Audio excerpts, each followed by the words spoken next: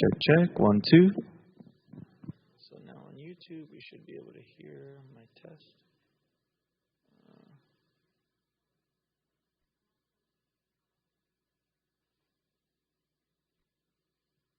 Check 1, 2.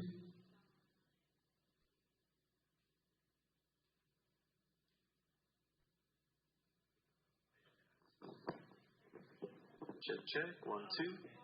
So then what I normally do is I'll clean up the audio. I'll just do like... I give you just like a unaffected. Yeah, left. Honestly, just give it left, right. Okay. Check. 1, 2. So crazy in this room. Gotcha. Tuning. Hello, 1, 2. I probably sound like Garbo.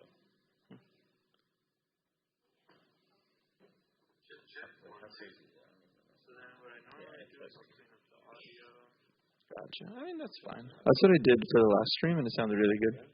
You want me to switch it? It's okay. Honestly, just give it left, right. Let me see. Check. 1, 2. So I just have those are hitting 0. I'm just giving you bus 1 post fader. Gotcha. Okay, that's fine. 1, 2, 3. And then you could. I mean, that's fine. That's what I did for the last stream, and it sounded really good. Maybe bring this down a little bit.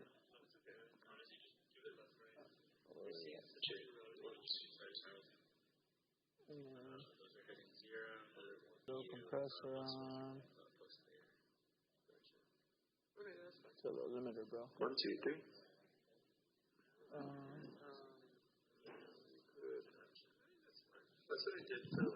Check 1, 2, 3, 4, 5.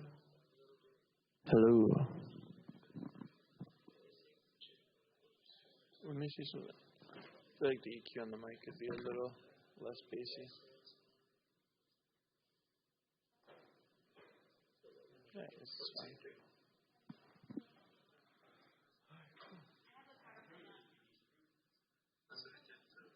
Check 1, 2, 3, 4, 5. Hello. Back on the podium.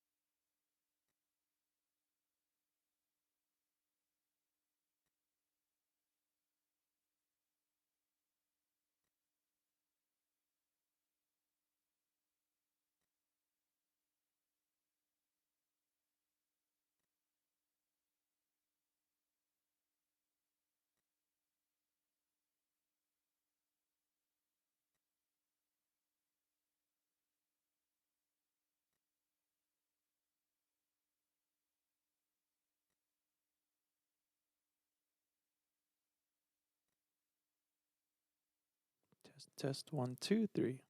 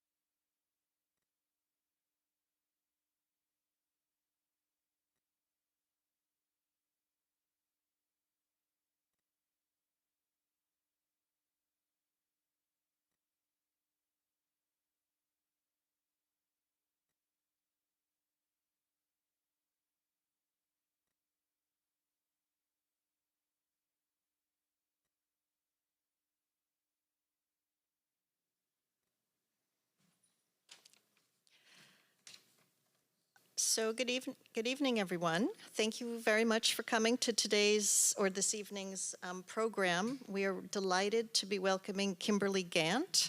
Kimberli is the curator of modern and contemporary art at the Brooklyn Museum of Art. And she was previously the McKinnon Curator of Modern and Contemporary Art at the Chrysler Museum in Norfolk, Virginia. She's also worked as a Mellon Doctoral Fellow at the Newark Museum, just up the road from us, and as Director of Exhibitions at the Museum of Contemporary African Diasporan Art. So Kimberli has curated many exhibitions and gallery reinstallations, including Black Orpheus, Jacob Lawrence, and the Mbari Club from 2022, Journeys Across the Border, US and Mexico, 2021 to 22, and Tuan Andrew Nguyen, The Boat People from 2021, and many, many others. Kimberli received her PhD in art history from the University of Texas, Austin, and she holds both an MA and a BA in art history from Columbia University and Pitzer College. She's also published scholarly work in academic books such as Anywhere But Here, Black Intellectuals in the Atlantic World and Beyond. She's published in NKA, Journal of Contemporary African Art, Art Lies and African Arts, and has worked on exhibition catalogs for the Newark Museum, the Contemporary Austin, the Studio Museum of Harlem, the Museum of Contemporary African Diasporan Art, Paris Photo, and the Center for Contemporary Art, Lagos. So please join me in welcoming Kimberli to today's lecture.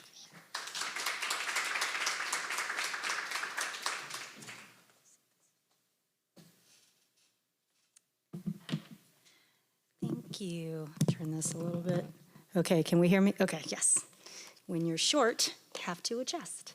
So thank you everyone for coming, and I think we're streaming, so hello everyone in the interweb for coming this evening to hear me speak. So I just want to, this is okay in terms of people can see with the images, so great. So I'm excited to be talking. It's my first time at the Zimmerli at Rutgers, so it's wonderful to have been invited. Thank you, Donna, Maura, and Claire for just handling everything beautifully for the invitation. It's been absolutely thrilling getting to work with you, and because I have worked at Newark Museum, it's always great to get back to the New Jersey area and see what's going on here. So I'm going to, is kind of the title of my presentation kind of discusses museums are not neutral. I want to kind of acknowledge that this is not a hashtag or a title I came up with. I have borrowed it, and I want to acknowledge the curator, scholar, and activist, LaTanya Autry, who really came up with this platform. Thank you, yes, perfect, need to see. The museum's not neutral, it's a website, so I really encourage everyone to kind of take a second to read and look at that if you're not familiar with it, because she's been, since 2017, really thinking about how museums can be spaces that should be critiqued and challenged, how we can kind of make them more reflective of the world we live in, how we can kind of adapt and shift them. And so I really want to, kind of give her credit and acknowledgement for all the work that she has done on this. And also, but I use this title because I think this, to me, kind of sums up what I want to talk about this evening, the fact that, museums are places that are trying to reorient themselves. We know this, we've seen this in the news articles and in discussions that we're having kind of, just amongst ourselves, that museums need to kind of shift and adapt and really just kind of reflect, be a bit more inclusive, be more considering of those who are coming and supporting and what's kind of happening in the world and of itself. So, and the fact that I think the museum staff are really shifting in their thinking and have been for several years now in terms of thinking that there isn't like an or how do we think about this institutional voice of the museum, and really is that benefiting or kind of really just erasing conversations and ideas and other forms and types of knowledge that we need to be considering as we're kind of thinking about exhibitions and collections and art practices. So, and also the fact that with this, I'm going to be speaking about what I've done at the Chrysler Museum, and I just want to say, like, I'm one person, and I think when we talk about inclusivity, we know that it is not a one person, one program, one idea type of situation. It has to flow through the entire institution, from the board and the directors throughout the entire staff, and also to the visitors and asking them, like, what do you need? What do you want to see from us? As much as we're saying we want to also support what's happening out in the community of itself. So otherwise, I think it becomes very reactive as opposed to proactive. So just want to put some caveats out there, so we kind of just have that. So I just want to begin by talking about, I'm going to spend a good majority of my time speaking about where I was. I know I'm at the Brooklyn Museum. I've been there for just over a year, so I'm still working on some things. I spent 5 years at the Chrysler Museum of Art, which is where I'm going to be discussing the reinstallation I did. That was the first major project I did at that museum. For those of you that don't know, the Chrysler Museum is located in Norfolk, Virginia, which is in the Hampton Roads area, Chesapeake Bay, pretty much like the bottom part of Virginia. So Virginia Beach, Hampton, Norfolk, Chesapeake, there's about 7 cities there together. And it recently celebrated its 50th anniversary of it being the Chrysler Museum. It was the Norfolk Museum for Arts and Sciences for 30 years prior to that. And it was, it's a mid-sized institution, about 35,000 objects, encyclopedic. And so when I joined, I'd come from New York, I'd been at Newark, I joined the Chrysler. It was a very different environment. And I wanted to make sure that when people came to the museum that they felt reflected in it, whether it was seeing what they could look like, whether it was seeing similarities in terms of interactions with people, whether it was reflective of their worldview. I wanted people to feel included. I also want people to be excited. I want people to be kind of, awestruck and just kind of coming like, oh, I want to come back. And so I had to really kind of think about what we could and couldn't do there. And so this is just a kind of quick interior shot of one of the gallery rooms here in our European galleries here. And so, when I think about my role really as a curator, I think about producing new scholarship, whether it's exhibitions, through the research that I'm doing, the acquisitions that I'm kind of collecting. And so, this is where I kind of really, started and what I was thinking. And so when I first joined, it really was a matter of just figuring out, what stories could we and could we not tell? What was in the collection? And it was a lot of analytics, just kind of starting there. The Modern Contemporary collection was the smallest of all the collections, a little over about 1,500 objects. And so I just was spending a lot of time figuring out what was the core of that collection. And just as another kind of bit of background, so the museum changed to the Chrysler, named after Walter P. Chrysler, Jr. So if you think about Chrysler cars. And so Chrysler, as a collector in and of himself, had several kind of core areas. Now for Modern Contemporary, he'd lived in New York for a long time. And had a really strong relationships with the New York Arts League, Students' Arts League. So he had a lot of work that were artists from there. So we had Hans Hofmann, Rothko, Klein, Pollock, a lot of that mid-20th century abstract expressionist arts. And then, interestingly, kind of a strong area of like late 21st century. So he had strong kind of mid-20th century, some earlier, some 80s and 70s, not very much. And then from like the 90s forward, there was a lot more collecting that came in. And that was more from other predecessors before I got there. So it wasn't a collection where I think in a lot of museums you can do, a chronological examination. And I didn't want to do a chronological examination. The title of the reinstallation, Multiple Modernisms, is really kind of one of my ethoses as a curator. Excuse me.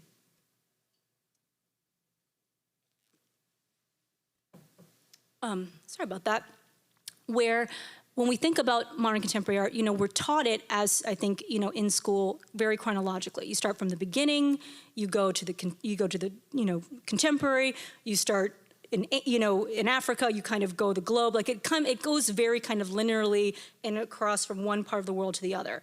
And that's not actually how the world works, and that's not actually how society functions. And so when we think about, and the idea of modernity being this moment kind of in the 19th century with Impressionism and kind of spreading throughout the world, okay, that is one form of modernism and within our practice, but we're all coming to art from our own perspectives, from our own kind of experiences. And so what is modern in one country is not the same in another.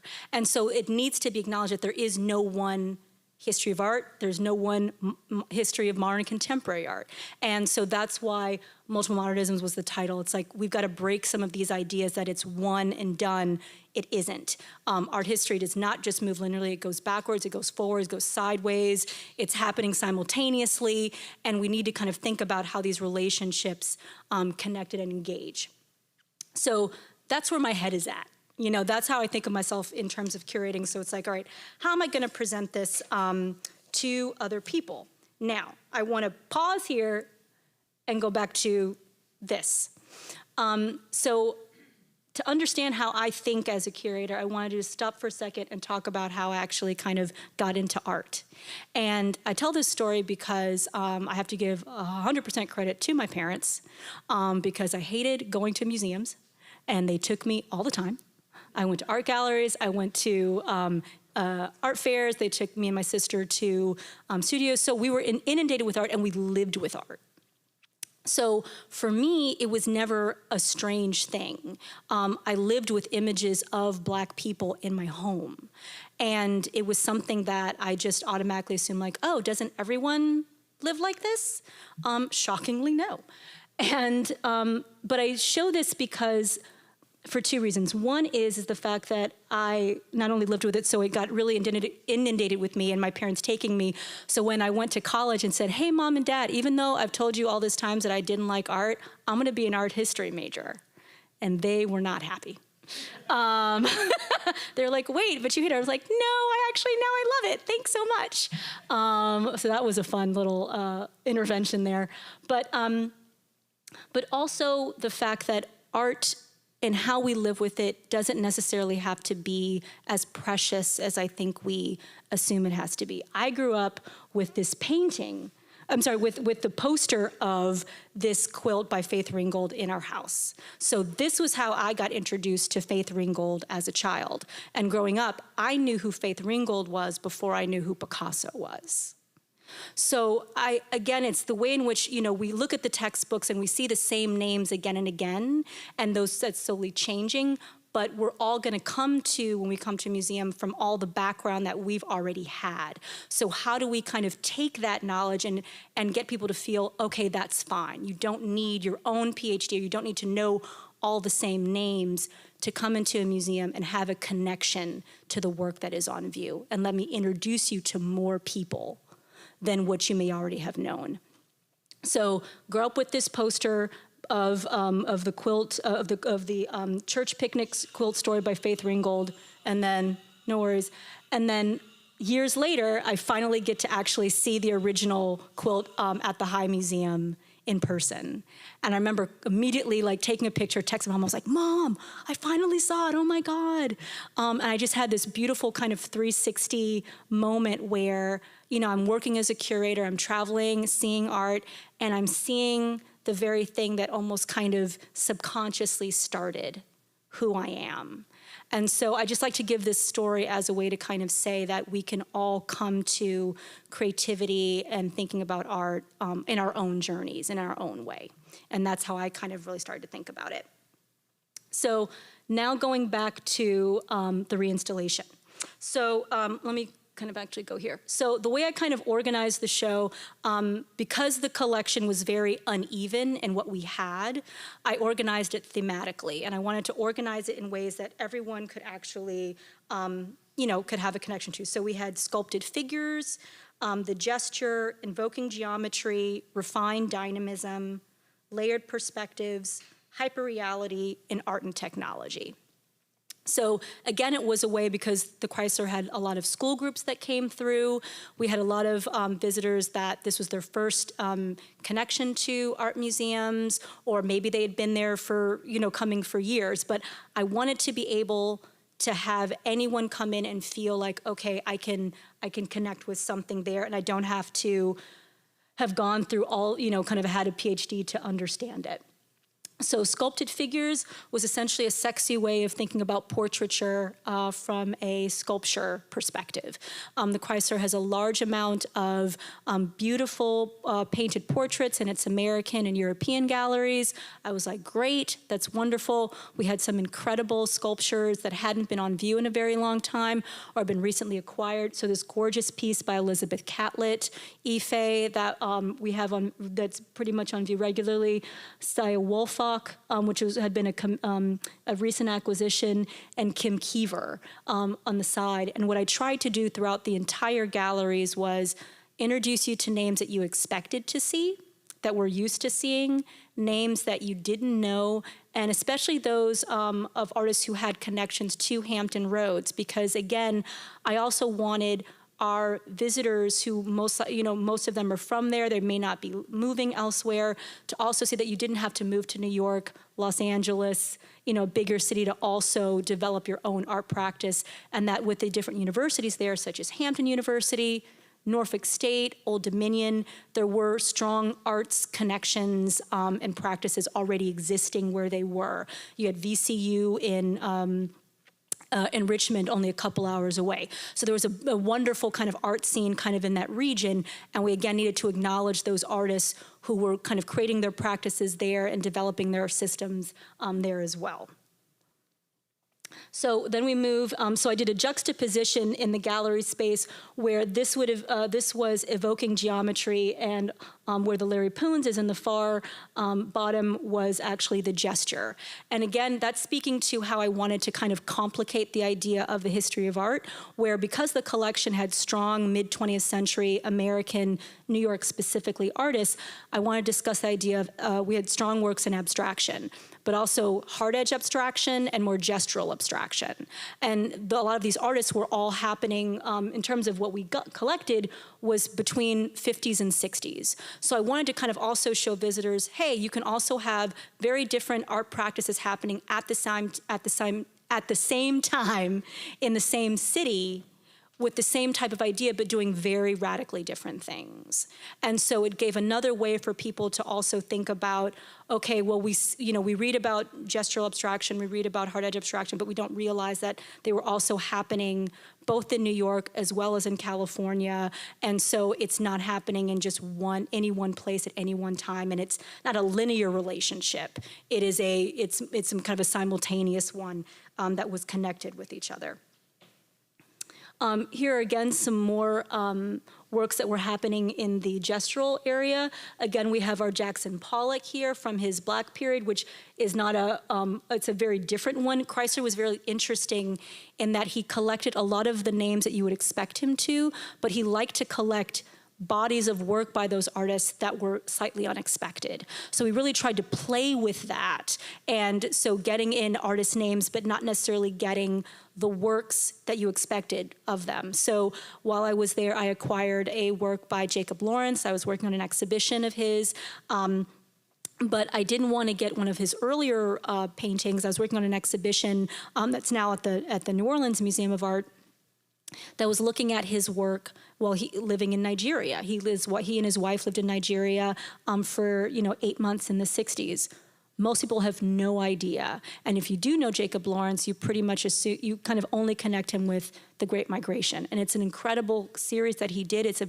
But he was a prolific artist, prolific. And yet there's only certain bodies of works usually related to him and other artists like him. So I think, again, it was trying to connect the idea that we've got to think more expansively on an artist's practice as much as who the artists are that we are presenting. So next to that, we had Anne Cole Thomas, who was she was a student at the Art Students League. She actually worked with Rufino Tamayo. She was a student of his. She had gallery representation in the mid-60s, had a couple shows at the Whitney, but now, but then her career didn't really take off, and so her name is really not known anymore. So it was, again, trying to remind ourselves that though we think about certain artists within the canon of art history, there were so many more artists who were within the sphere that were working with them that knew, but for whatever reason, perhaps their career didn't take off, luck, different galleries, whatnot, they're now not the ones that we see in Jansen. But their works were really, really incredible. So including him, I also had in there is where Taro Yakamoto, who was work is next to that. He was a part of the Art Students League and taught a lot of the students that were working with Hans Hofmann in Provincetown. So it really just, I think, added a lot more expansiveness to the story. Refined Dynamism was my attempt to try to do a presentation on minimalism. The Chrysler collection doesn't really have a lot of minimalist works, but it was, most of the collection is very vibrantly colored. It's like a beautiful kind of, sea of things like this. So minimalism to me was trying to present more of a kind of monochromatic presentation of works. We had this beautiful piece of the Chesapeake Bay by Maya Lin in the collection, a beautiful piece. Jules Olitsky, Nancy Camden Witt, Morris Lewis was also in that space. So again, it was bringing a lot of different names and just relationships that I think our visitors hadn't seen before. Layered perspectives, again, just speaking about the way in which art and social engagement, social history connect with each other.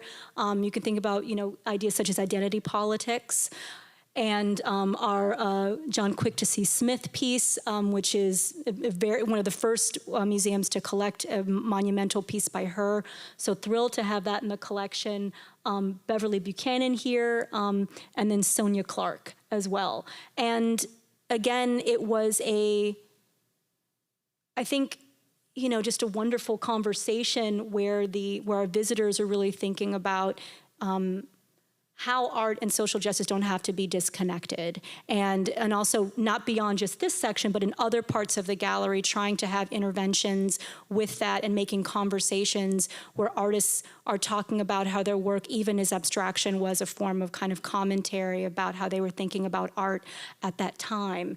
And just trying to really break out these different kind of constructs that we think about in regards to how art and history are supposed to connect, and that it's really about thinking about society and change in what these artists were doing. And then finally, we had the hyperreality. Again, with the collection, a lot of it is abstract.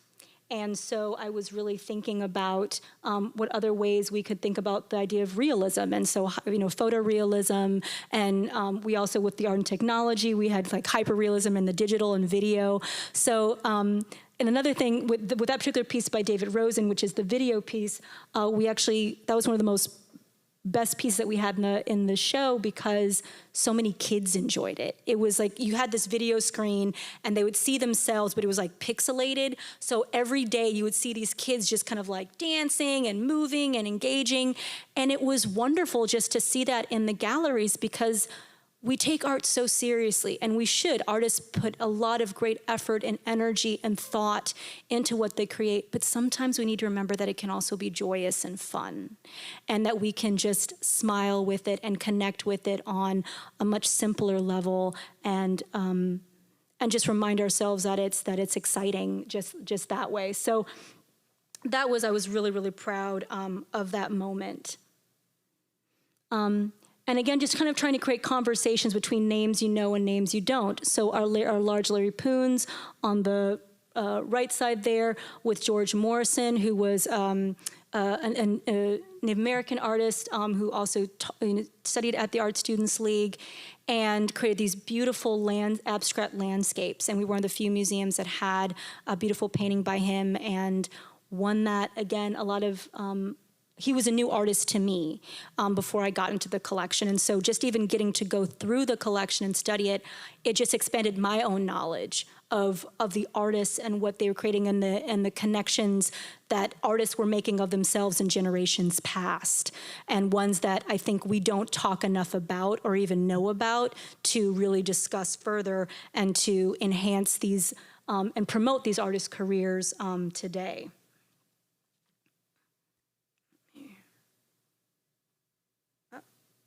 Okay. And so that was kind of what I was, so that was what I was doing in the modern contemporary.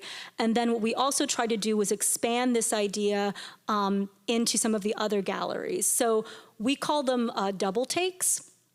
Not specifically here, but what we would often do is what we call them started activations and call them double takes, which I think a lot of museums are doing now, where and we can see them upstairs in the Zimmerli's collection, where you're connecting the historical and the contemporary across, a specific theme or an idea to really show that artists are really seeing, thinking about similar ideas over time and kind of trying to expand that or challenge it or just reconceptualize it. And so we had in our American kind of galleries here, we hadn't had works by indigenous artists out in a very long time, but we had them in the collection. So we had these two very beautiful ceramic works, black on black ceramics by Severa Gutierrez Tamoya, which came out of the Santa Clara Pueblo in New Mexico, and they are very well known for that kind of ceramic legacy and history.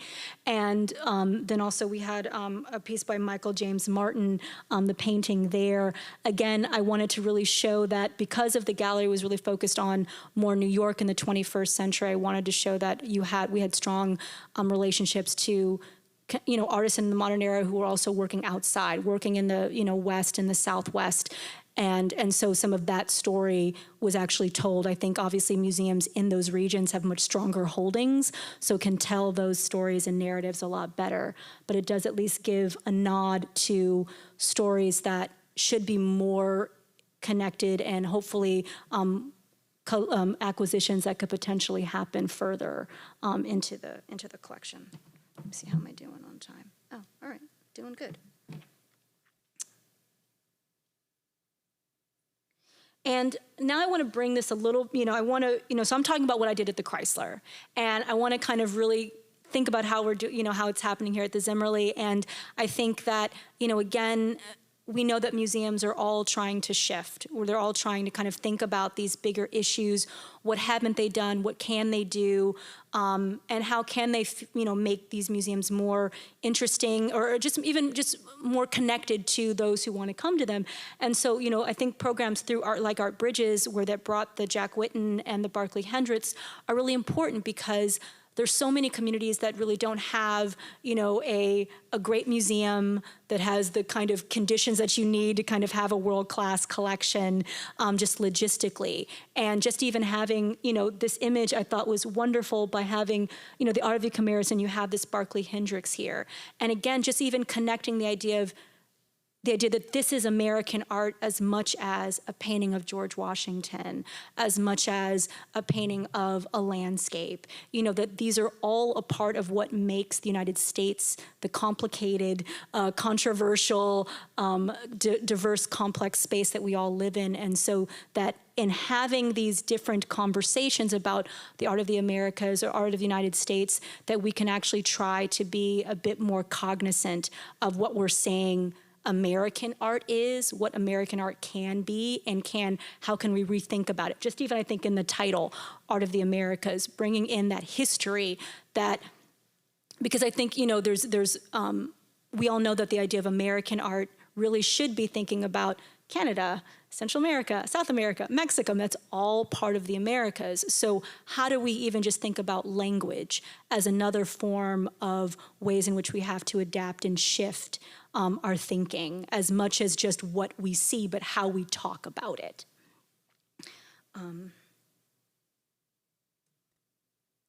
So now I'm going to kind of take a few minutes and tell you what's happened over at the Brooklyn Museum and what we're doing here. So as I mentioned, I've only been at the Brooklyn Museum for a year, and it's been an incredible year thus far. And I've not done reinstallations like I did at the Chrysler yet, but what we are doing is really, really thinking about how we engage with our public. And that is something that I've learned very quickly is an ethos that spreads throughout everything that we do. And so, for example, when we're thinking about exhibitions, we have a social impact framework that all the curators are really encouraged to think about and to kind of strategize when they're developing their exhibitions. So, so for example, we are getting taught a whole way in which we want to really make sure that our visitors are seeing that we're not divorcing ourselves from the wider world. So how we're building social justice partnerships, how we're expanding the conversation, and how we can magnify that reach and impact beyond, not just in the galleries, but outside. So as a curator, we've been tasked with thinking about, for the next 4 years, how our exhibitions will fit into frameworks of climate justice and mass criminalization. So we're asked and tasked to kind of think about these two ideas in a very broad way, and how our exhibitions, whether or not we're even thinking of, whether as we're thinking about shows, how we can connect those ideas, one or two, to those shows, or how we're thinking about those shows as ways to develop our own projects. And even with acquisitions, the same thing.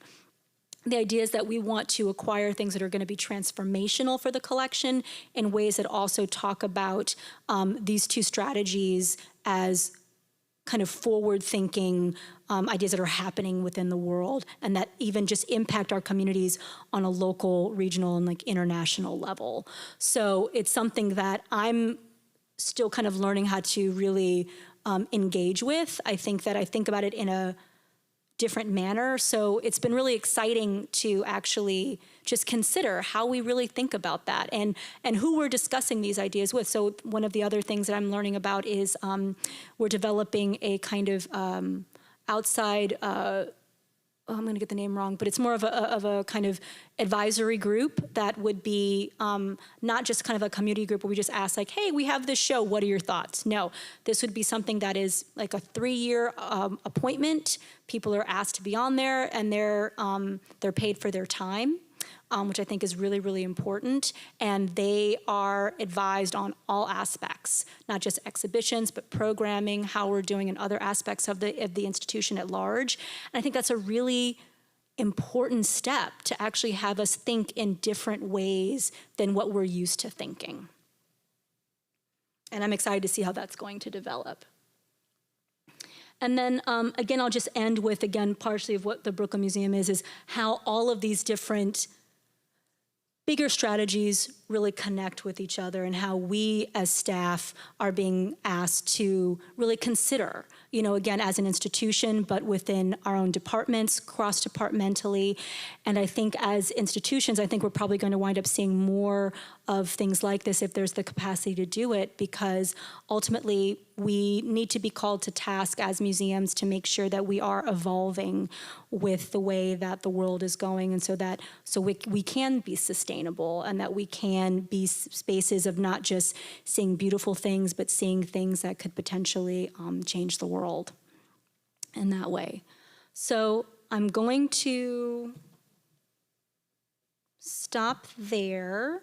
And thank you very much, and I'm happy to answer any kind of questions or thoughts, and I just appreciate your time. Thank you very much.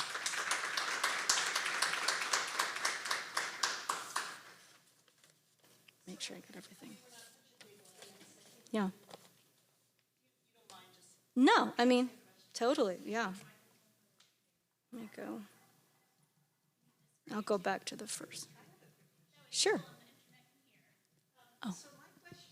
Oh, so the internet folks can.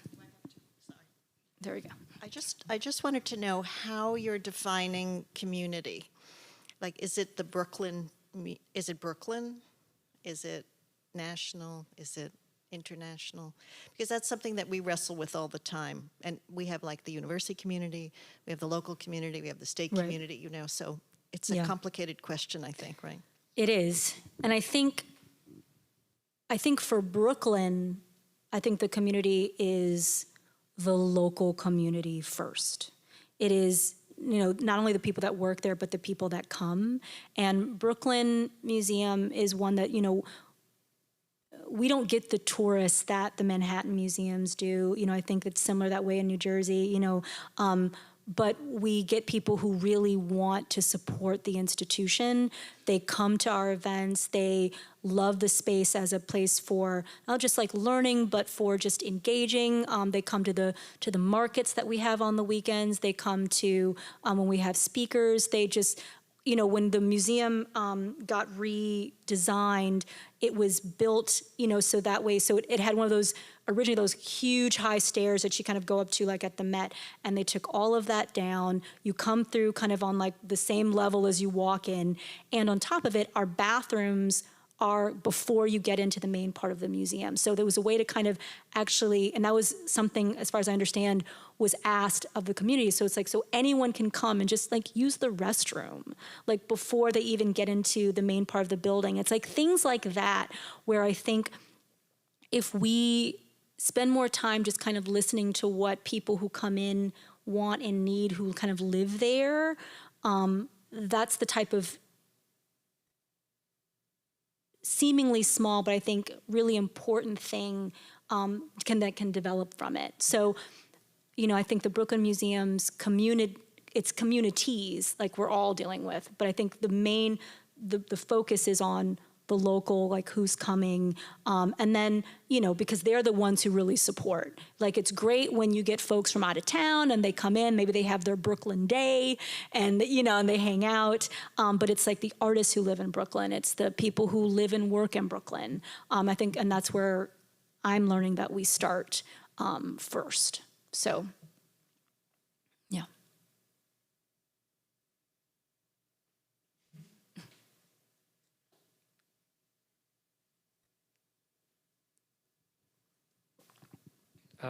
Thank you for that. I guess that's sort of a follow-up question. I'm wondering if you could talk about the ways that, considering your community, you then approach the didactics and interpretation within the museum. So not just who is coming, but how are you talking to them? Yeah.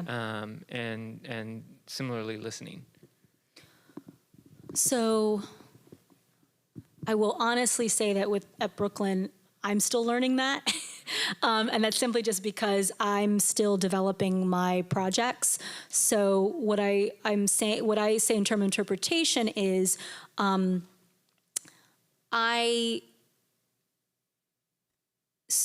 I think I start in terms of, as a curator, my knowledge starts at a kind of the research kind of book level. But what I'm trying to be much better at is not just relying purely on that. It is having the conversations, especially with contemporary artists, like, what can I chat with you? Can I talk with you? Can I hear what of you? So that way I'm also learning what they want to say and what they want visitors to get from it. Like, it shouldn't just, I'm curating the show, but the artists are making the work. It's their point of view. It's their creative energy and force. And so their voice needs to be as front and center as mine is. Whether that is, something as simple as a quote, like we have, on the walls, whether it is video, being interviewed with them, whether it's a combination, whether it's two different types of labels, I think it depends on the project. There's no one size fits all, because at the end of the day, I want to make sure that the artist is happy with what is produced. I want to make sure that I'm also, that the stakeholders for the project are happy with it as well. So it's always a bit of a compromise. I don't think anyone's going to be 100% happy, but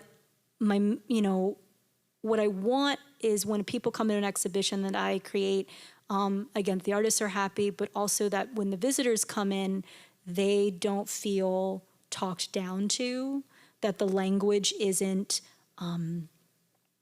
any sort of like just, that they're not being talked down to. And I think our editors, I've learned, are like really good at being very mindful of like saying, hey, you might want to rephrase this, think about it, because there's a way in which I think I write that it's just very scholarly. So I'm, and not that there's anything wrong, but yeah, I'm trying to kind of find that ground. I was like, no, the visitors are intelligent people, and I want to make sure they feel that intelligence, but I also don't need to kind of worry about all the jargon. And also that if there needs to be a different point of view or perspective that's not in there, that's pointed out to me as well, because I'm only one person, and so I don't always get everything right. So I'll take feedback. I mean, I have to, I want it, and I think, yeah. I mean, I guess so. Yeah, I mean, in terms of, everything we write gets reviewed. So our deputy directors look at it. Then it goes to our head of social impact and learning.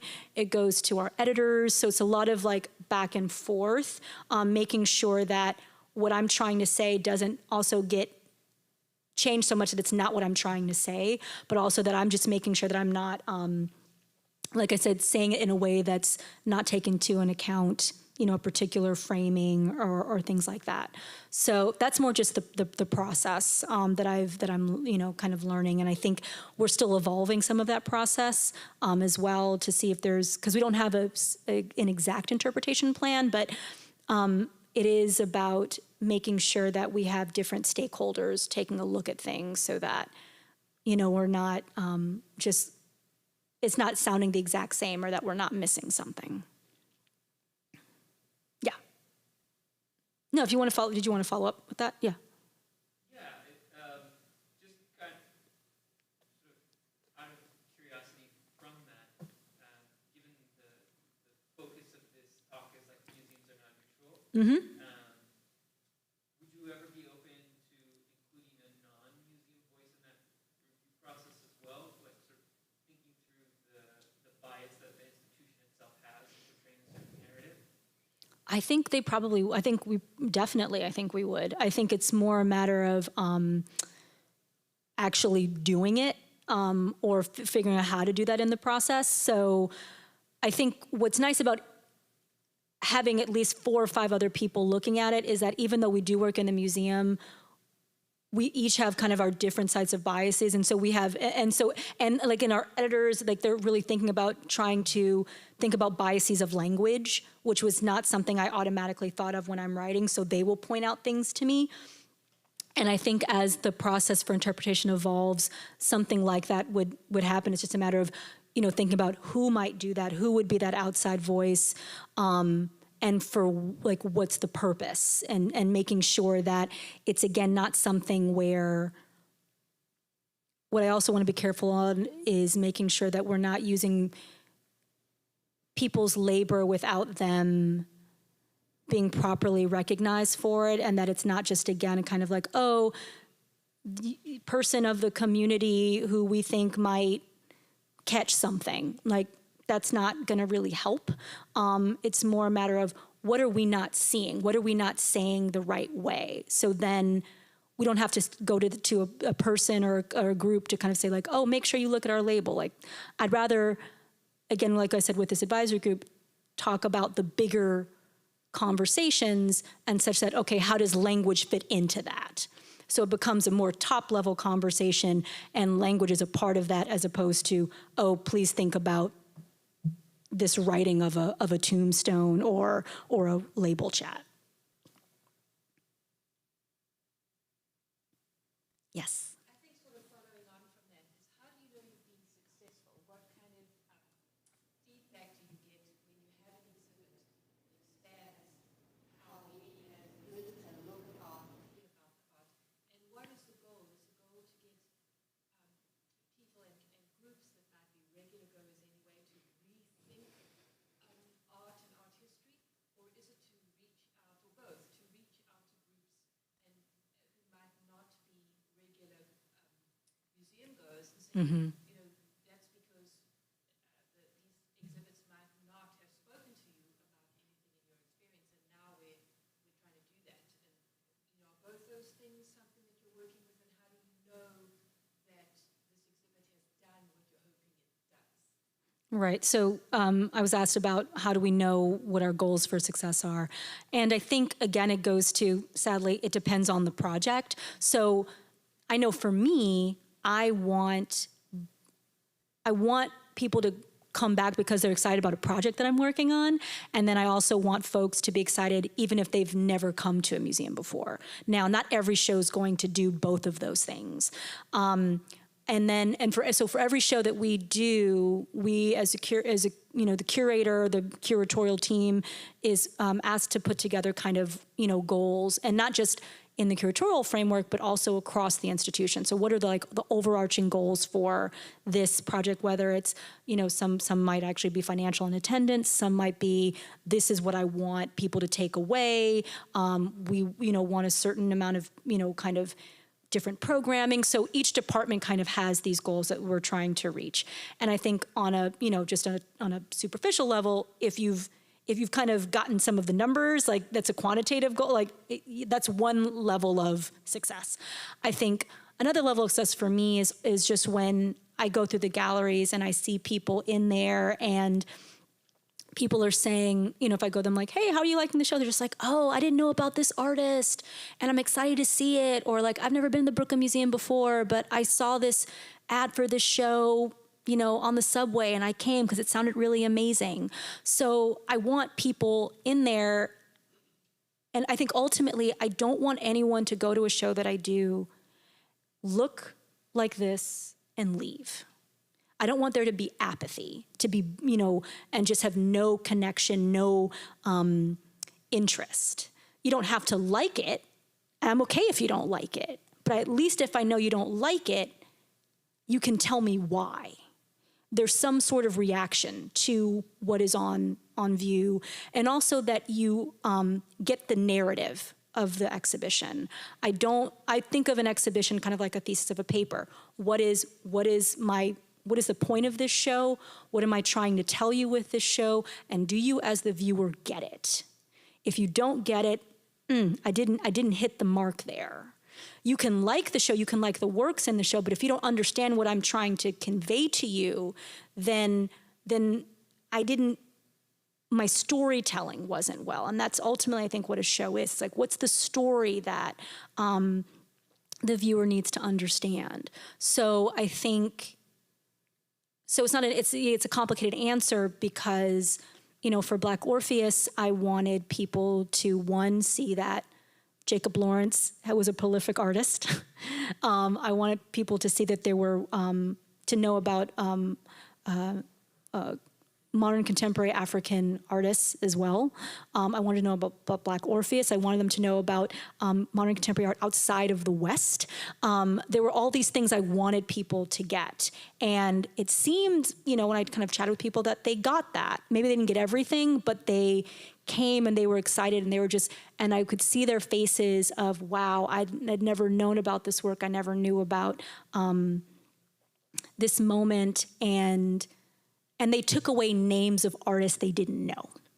And so for me, that was successful. I think with the new projects I'm doing, so I'm opening next week, if you guys are so inclined, the Movement in Every Direction, Legacies of the Great Migration, which is a traveling exhibition originated by the Baltimore Museum of Art and the Mississippi Museum of Art, Ryan Dennis and Jessica Bell Brown. And that is an exhibition that we are opening March. March 3rd. And that's an exhibition that was asked of 12 contemporary artists to kind of rethink the idea of the Great Migration period and how they can reflect on that in the 21st century, how the artists themselves could look at their own past to create new works for it. And so we have 12 artists, we have amazing works in that show.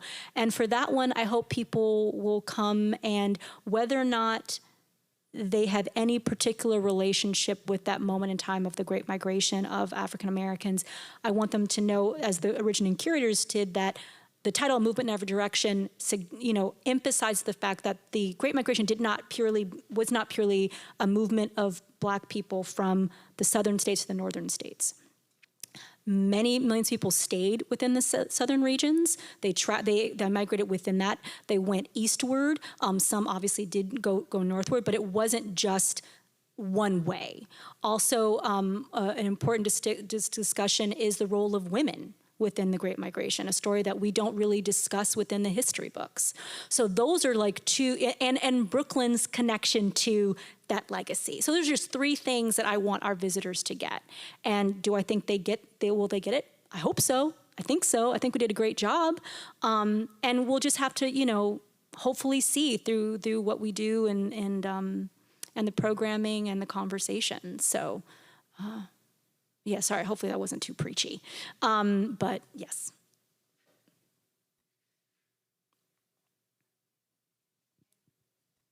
Thank you. This is a question that Maura just sent to me. Oh, yay. Hey, So, Maura. Yes, she couldn't be here, and she's very sorry she couldn't be here, but she wanted to know, could you talk a little bit more about the Brooklyn Museum's social impact framework? And especially like how does that work internally? Is that a curatorial kind of discussion initiative, or is that like throughout the whole museum? Yes, so I will say that I'm learning this. I'm not an expert yet, but it is throughout. So she was asking about the Brooklyn Museum's social impact, social action framework. It is throughout the entire museum. I know in relation to how it fits for the curators, but as an institution overall, we are focused on doing, on developing programs, exhibitions, initiatives related to climate justice and mass criminalization, I apologize.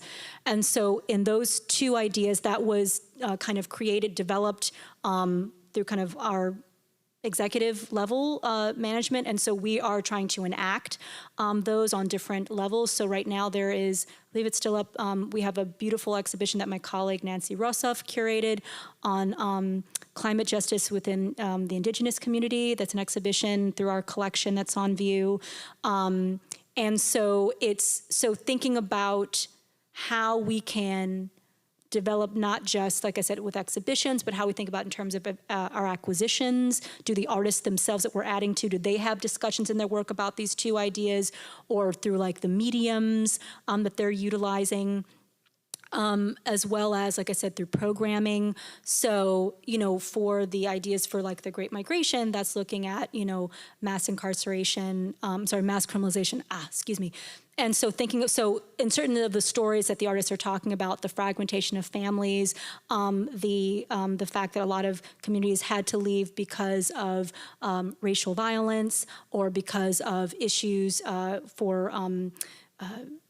issues in the climate at the time, and so that forced them to leave, the economic disadvantages. So ways in which we can tie these stories that are happening in the exhibition to these broader, bigger ideas, and get people to also think about these ideas themselves. So it's a process that is evolving, and one I understand is for the next several years. So like we're kind of benchmarking it, but really kind of thinking about how. And then, how we can consider as an institution ways in which to connect to that. So again, like I said, with programming, we do it. For our first Saturday, that's on next Saturday, we have conversations, thinking about, Women's History Month and how we're thinking about, lectures also related to the Great Migration as well. So it's not something that, it permeates all that we do. It's not always direct, where it's like, this equals this. It's more, how do we kind of use it as a thought process and a mentality in terms of how we create and how we think about what we're doing and the initiatives that we develop. So I apologize if my colleagues are listening to me talk about it, because like I said, it came through our Department of Social Impact and Learning, Adjua, who's their director of that. So I'm happy to put people in touch to learn more about that, so that in this story of telephone, I am not butchering all the hard work that they've put together with it. But for those who want to learn more, I don't want to ruin any more conversation by saying the wrong things, but yeah.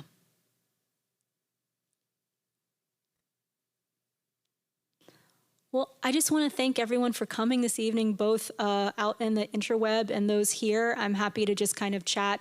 Also, if just have casual questions, and I really hope to see everyone at the Brooklyn Museum at some point.